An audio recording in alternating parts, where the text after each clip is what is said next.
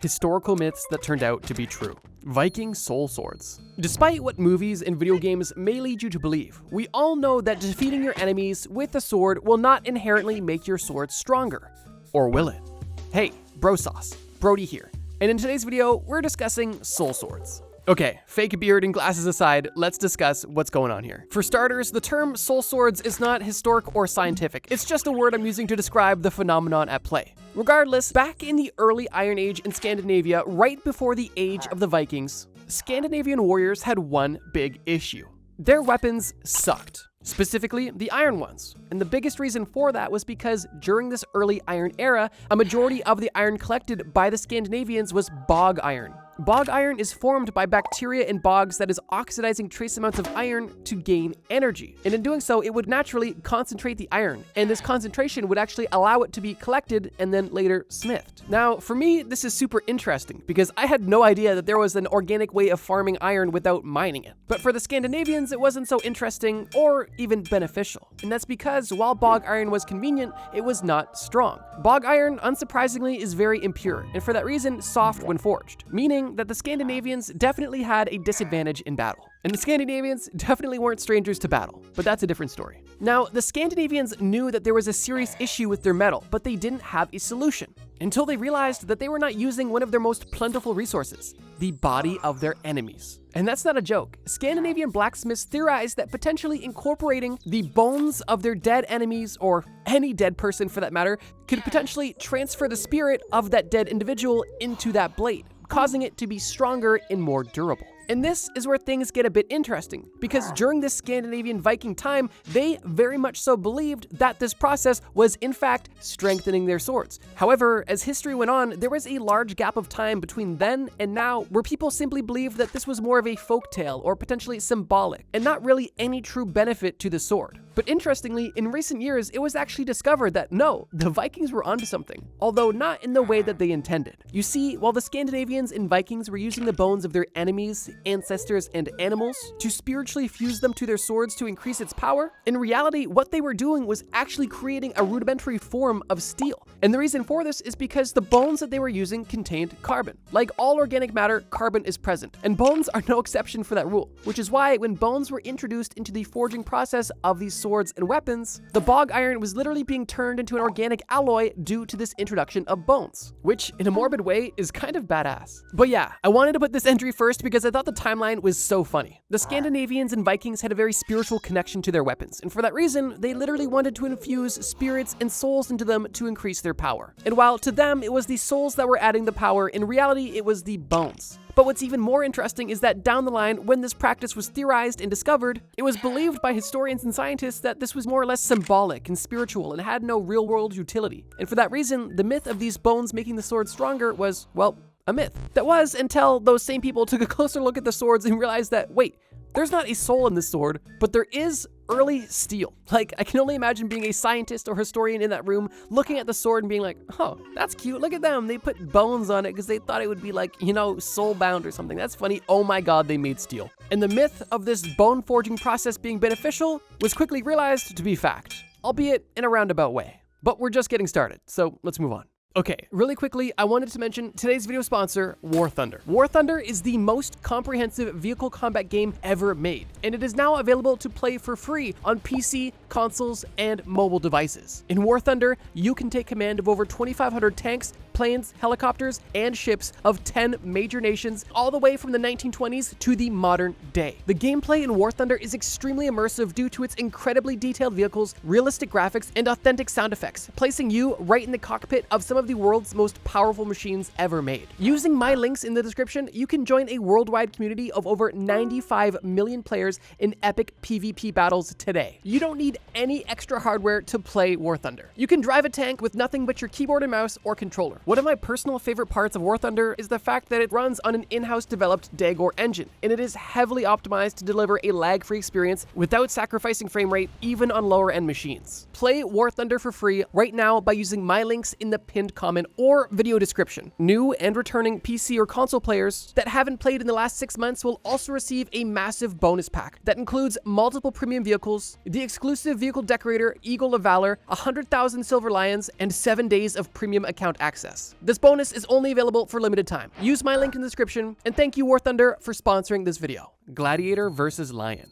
There's honestly so much cool stuff to discuss when you're talking about gladiators. But when it comes to historical myths, one of the most prevalent was the fact, or myth, that they never actually fought animals. The whole gladiatorial games is a rabbit hole in itself, simply because there was so much variety in the types of games that were happening, some more unfair than others, and some didn't even involve gladiators in the first place. For example, in the Roman Colosseum, it wasn't necessarily uncommon for criminals to be subject not to death, but to a fight in the Colosseum against another criminal to the death, meaning that while it wasn't a death sentence, there was a likely chance that you would die.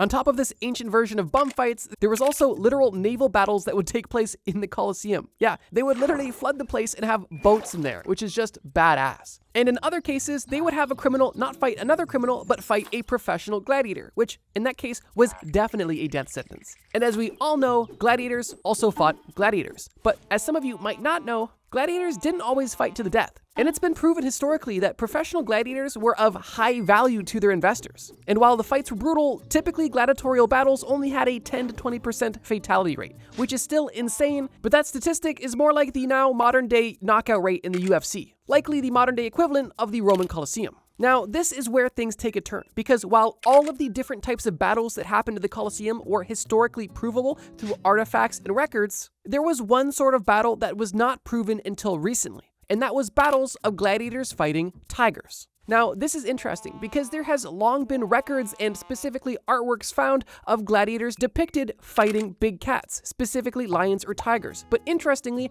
there was never any historical evidence found of these matches actually happening. Which is why, for that reason, it was theorized that these artworks were more or less symbolic, showing the strength and the fearlessness of these gladiators, rather than them actually fighting lions and tigers, because, well, how would you even do that in the first place? But when you remember that you're discussing people that literally fit boats into the Colosseum, it's not hard to imagine they would find a way to get tigers involved as well. Although, I guess that thought wasn't in the mind of historians and archaeologists at the time, because while I'm sure they thought it was possible, they had no evidence to back up this claim.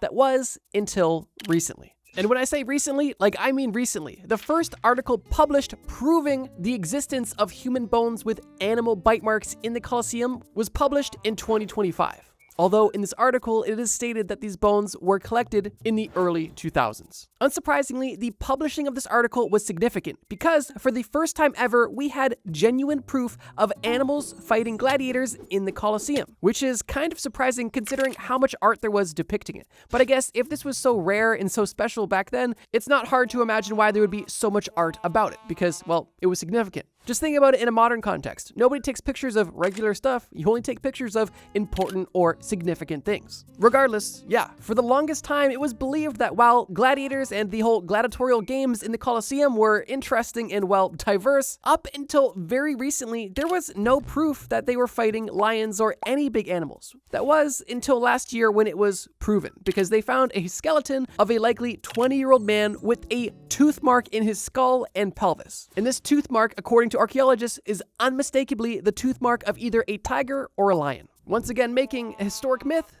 actually fact. The mythical gorilla.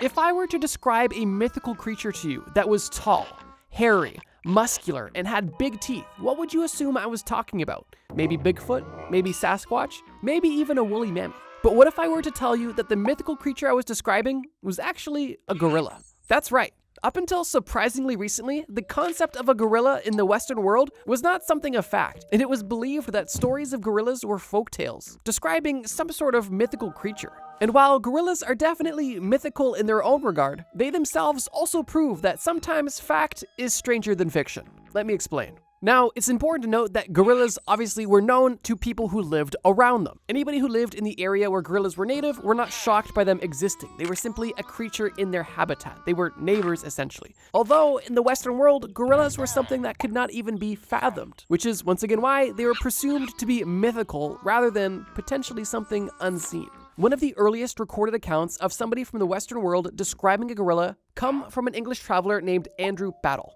He lived from 1565 to 1614, and his story is, well, interesting to say the least, but that's a topic for another video. During his travels, Andrew ran into a rather interesting creature that he called Pongo. And the mention of this Pongo creature is, as I stated, one of the first ever recorded mentions of the existence of the gorilla. This is an actual quote from Andrew Battle describing the Pongo creature. This Pongo is in all proportion like a man, but he is more like a giant in stature than a man, for he is tall, and hath a man's face, hollowed eyes, and long hair upon his brows. His face and ears are without hair, and his hands also. His body is full of hair, but not thick, and it is a Danish color. He goeth a ways upon his legs, and carries his hands clasped on the nap of the neck. When he goeth upon the ground, they go many together, and kill many that trail in the woods. Those Pongo are never taken alive, because they are so strong, that 10 men cannot hold one of them.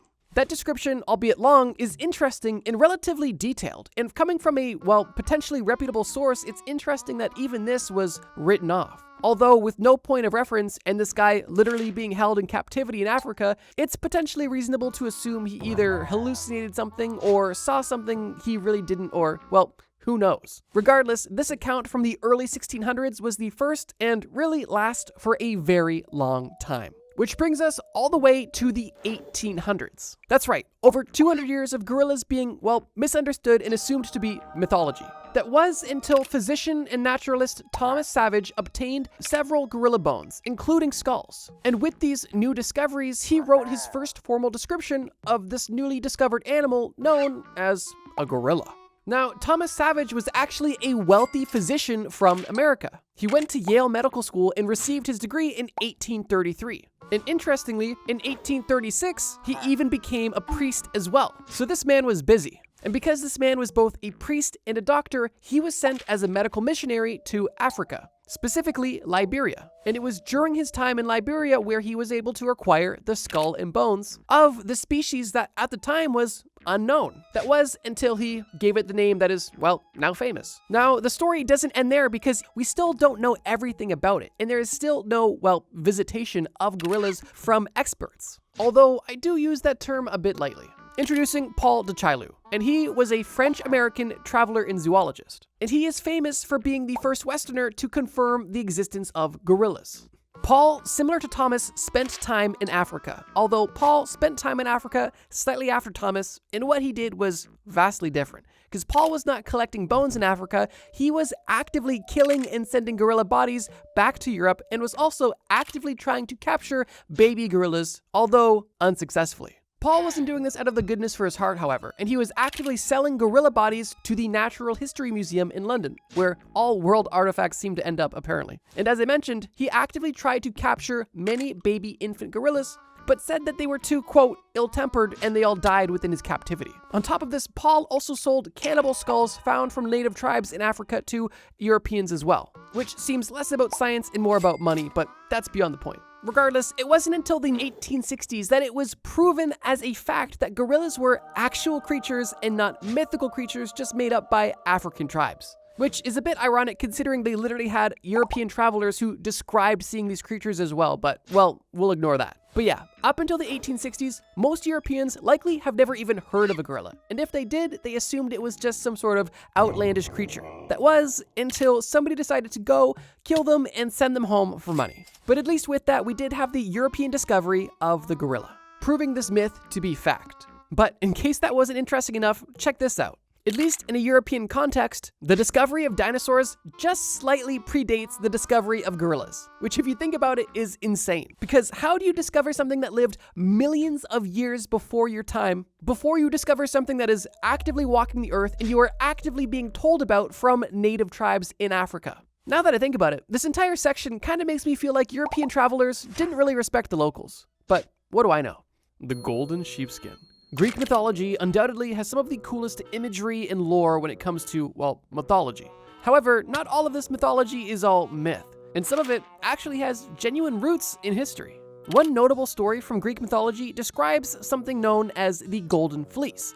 It is a legendary artifact that essentially came from a divine flying golden ram, and this ram was essentially a symbol of divine favor and kingship.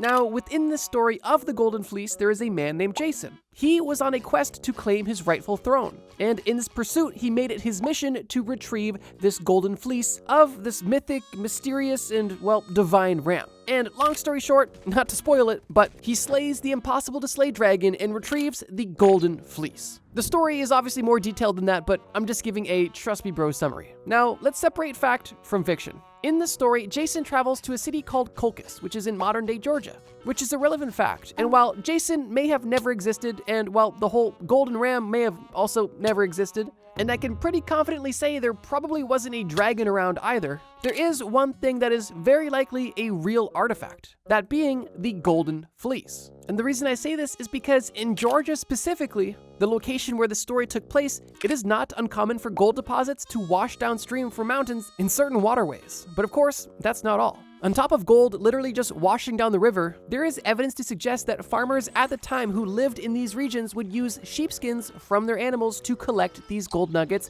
heading downstream, doing essentially an early version of gold prospecting. But this is where things get interesting, because although people are still doing this in modern-day Georgia, it is believed that this tradition has been passed down through thousands of years, meaning that it is more likely than not that during the time of the story of the Great Fleece, people were using sheepskins to collect gold, literally creating their own Golden Fleece, leading some historians and experts to believe that this practice and this artifact wasn't just pure myth and actually had a strong basis in, well, reality. And while this artifact alone may be the only piece of fact from the mythology, it's still interesting to see that even some of the largest mythological stories still have a kernel of truth. And it's also cool to kind of imagine the first person who saw, a sheep pelt drying out with some gold on it to be so inspired that they write some crazy lore around it. This is kind of the equivalent of somebody just seeing a stick poking out of the ground and then writing Star Wars. The Poukai. If you thought the United States had the biggest, strongest, and freest eagles, you would be sorely mistaken, because New Zealand actually takes that record. The Poukai is a mythological creature, and it's referred to as a monstrous bird in Maori mythology. The Maori people are believed to be some of the first people to have ever settled in New Zealand, and their history in New Zealand is vast and runs deep. And an interesting part of their story in New Zealand is their mythology, specifically the Poukai. You see, in Maori mythology, the Poukai is a bird that is so massive and so strong that it could pick up and kill a man with ease. And for that reason, this was a mythological creature that was terrifying, and definitely not something to mess with. It was typically seen or used as a cautionary tale, but also sometimes as a symbol of strength. It is believed that the Maori people arrived in New Zealand sometime around the 1400s. And from the 1400s to the mid-1700s, the Maori people remained uncontacted in New Zealand, until they gained contact with European travelers in the late 1700s. Prior to the Maori's contact with the Europeans, they did not have a formal writing system, which means that they relied on oral storytelling to have some sort of record of their people's history, which is a big reason why they had so much lore and such cool stories. But obviously, when a majority of your historical records come from oral accounts, you're basically playing a big game of telephone, and it's hard to tell fact from fiction. And such is the case with the Poukai, because for many, the existence of the Poukai seems, well, too crazy to be true, not only to the Europeans, but also to younger Maori generations. Regardless, that didn't stop the Maori people from continuing the traditions and telling the story of the Poukai. But that doesn't mean that they never existed. Enter the Haast eagle. You see, the Haast eagle is an extinct species of eagle that lived specifically in New Zealand at the exact same place where the Maori people lived. Interestingly as well, the Haast eagle is also the largest known eagle to have ever existed, and it's believed that they weighed anywhere from 22 to 40 pounds and preyed almost exclusively on a bird named moa, which is essentially just an extinct 500-pound variant of the modern-day ostrich. It's believed by researchers that the Haast eagle got to the size it did because it had no natural predators and had seemingly an endless amount of prey, allowing it to evolve and grow uninterrupted. That was until some people came to the island of New Zealand, specifically the Maori people. You see, it's believed that the Haast eagle officially went extinct in 1445, and experts say they went extinct because after the Maori people reached the island of New Zealand only years prior, they were able to hunt the Mau bird to extinction. And with the Mau birds being the primary prey of the Haast eagle, it's not hard to understand how the Haast eagle went extinct after its entire food supply was shut off. And this is really where things get interesting, because if you remember, the Poukai, as described by the Maori people, is a large, monstrous bird that could easily pick up and kill a human man. And as we know, the Haast eagle lived in the same place as the Maori people for a short amount of time, as well as the fact that the Haast eagle also preyed on animals that were literally 500 pounds, meaning that if they could take on that flightless bird, they could probably take on a human, or at least a child at that. And considering the fact that the Maori people were literally devastating the Haast eagle's food supply, it's not hard to imagine that the Haast eagles could either be desperate or just straight up mad that these newfound humans in their ecosystem are messing everything up, potentially triggering some Haast eagle attacks, or Poukai attacks. And while for hundreds of years the story of the Poukai may have seemed like mythology to the Maori people and the Europeans they encountered, when the existence of the Haast eagle was discovered in 1871, the dots were slowly connected, and it was eventually revealed that the Poukai was not any sort of mythical creature. It was very much so real, but unfortunately never lived long enough to tell its side of the story. Speaking of telling stories, if you like the way I tell stories and want to see more cool stories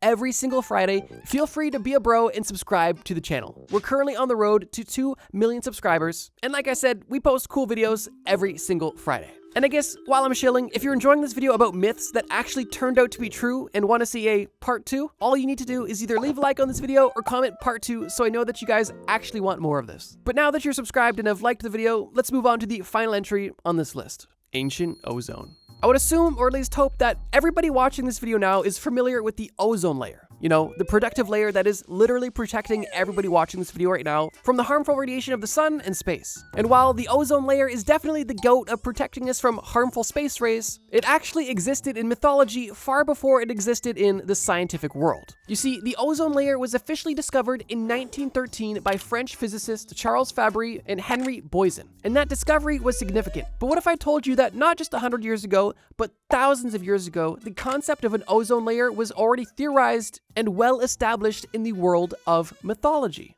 Let me explain. Norse mythology, like Greek mythology, like Scandinavian mythology, runs deep. But one interesting part of Norse mythology I wanted to focus in on is known as Svalinn. And in Norse mythology, Svalinn is literally a legendary shield that stands in front of the earth and the sun, and its sole purpose is to protect the world from overheating. It's believed that the myth of Svalinn dates back all the way to the Bronze Age. And interestingly, the word Svalinn itself is actually a translation for the word cold or chill, meaning that Svalinn was literally a chill guy. Jokes aside, there's not much known about where this mythology actually stemmed from, although it's interesting how, well, accurate it actually was. Now, whether or not this Nordic mythology from the Bronze Age was actually onto something, or it was just, well, sheer coincidence, the similarities are glaring, which is why I wanted to add it for that reason. Because obviously the definition of Svalinn is strictly mythical, the concept of what Svalinn represents is definitely not myth and very much so reality. And while it took until 1913 for physicists to discover the ozone layer, for Nordic storytellers, they were able to theorize the ozone layer with no proof before they ever even discovered iron. That's pretty cool. And that's also the end of this video. If you guys enjoyed this video about myths that actually turned out to be true, check out the video on screen right now. It's a video about things that you probably believe that are actually not true. And it's the direct opposite of this video. It's actually part of a whole 3-part series, and all of those episodes are great. You're gonna love it. Once again, huge shout out to WarThunder for sponsoring this video. If you've never played before, or at least haven't played in the last 6 months, use my links in the pinned comment or description to get massive bonuses when you play for free. Thank you guys so much for watching this video. And as always, trust me, bro.